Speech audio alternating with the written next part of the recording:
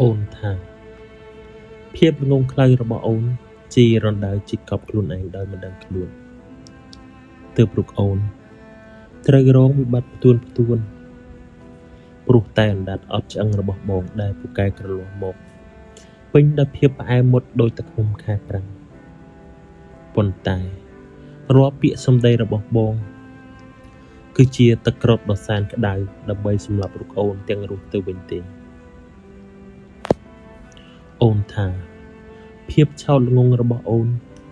ជាផ្ទៃមេឃងងឹតដែលខ្វះពន្លឺទើបបេះដូងអូនត្រូវឈឺចុកចាប់ព្រោះតែចិត្តខ្មៅកខ្វក់របស់បងដែលប៉ិនប្រសពខាងបោកបញ្ឆោតដើម្បីយករុកអូនមកបំពេញបំពន់ចំណីតណ្ហារបស់ខ្លួនទើបធ្វើឲ្យជីវិតអូនត្រូវចាញ់កលមីញីរបស់បងម្ដងហើយម្ដងទៀតគឺអូនចុះចាញ់នឹងជីវិតទាំងមិនអស់ចិត្តអូនថាភាពឆោតខ្លៅឆៅគំនិតរបស់អូនជារនាំងដែកសុទ្ធតែជ្រេះនិងស្លំស្លែទើបបានខណ្ឌចែកជីវិតអូនឲ្យឃ្លាតឆ្ងាយពីជីវិតអ្នកដទៃហើយត្រូវបានអ្នកផងទាំងនោះសោចចំអកពីបជ្រាយថារុកអូនជាស្រីទន់ជ្រាយចិត្តងាយត្រចៀកសងនិងមិនចេះបួសប្រមាណខ្លួននេះក៏ព្រោះតែរុកបងបានសាងមរតកទឹកភ្នែកផ្ដល់ជូនជីវិតអូនដែរអូនសូមទទួលស្គាល់ថារុកអូនជាក្មេងស្រីឆោតល្ងងម្នាក់ដែលធ្លាប់រស់នៅក្នុងភាពអនាថាខ្វះការគិតវែងឆ្ងាយ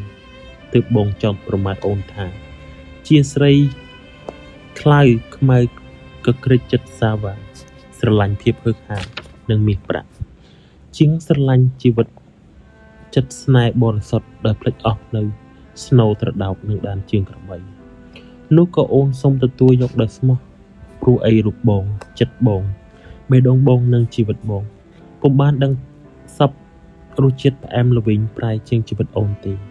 ហើយរូបអូនចិត្តអូនបេះដូងអូនបានត្រៀមតម្កល់និងប្រគល់ជូនតែបងម្នាក់សម្រាប់ជីវិតក្នុងជាតិនេះសូមបងដៀថ្មីអូនតាមចិត្តចោះហើយពិចារស្រីល្ងងសូមផ្ដាំបងថារាល់ពាក្យសម្ដីនិងរាល់ទង្វើរបស់បងធ្វើឲ្យអូនកាន់តែឆ្អែតចិត្តនិងកាន់តែឈឺចាប់ហើយសូមបងកុំតាំងខ្លួនថារូបបងជាអធិរាជម្ចាស់ផែនដីឲ្យសោះពីព្រោះនៅលើភពផែនដីនេះមិនខ្វះទេប្រុសដែលស្រស់សង្ហានិងប្រសើរជាងបងពេញដោយអង្គជាប្រុសពិតទៀតផងកាលពីមុនស្រីល្ងងម្នាក់នេះចេះសរសេរសម្បត្តិបានត្រឹមតែគូរូបភាពជាប្រវត្តិសម្បត្តិស្នេហ៍គួរឲ្យស្រក់ទឹកភ្នែកប៉ុន្តែនៅពេលនេះស្រីឆោតដែលធ្លាប់ខ្លៅឆៅវិជាបានយល់អស់ហើយនៅភាពពិភពពិតជាងមេឃថ្មីនិងឧត្តមស្នេហាដ៏មានតម្លៃក្រោមម្លប់ដើមជ្រៃហើយភាពឆោតល្ងងទាំងនោះគ្រាន់តែជាស្នាមអនុស្សាវរីយ៍និងផ្ដល់នៅពន្លឺបទពិសោធន៍សម្រាប់ជីវិតថ្មីរបស់អូនប៉ុណ្ណោះសម្បត្តិស្នេហ៍ម្ចាស់ចិត្តធ្វើឲ្យអារម្មណ៍អូនពុះកិញ្ជ្រោលខ្លាំងទឹកដុំស្នេហ៍ម្ចាស់សម្បត្តិធ្វើឲ្យបេះដូងអូនញ័ររន្ធត់ហើយសានក្តុកក្តួលអ្វីម្លេះទេកន្សោមស្នេហ៍ពិតស្នេហ៍ចង់ប្រុសងក់ង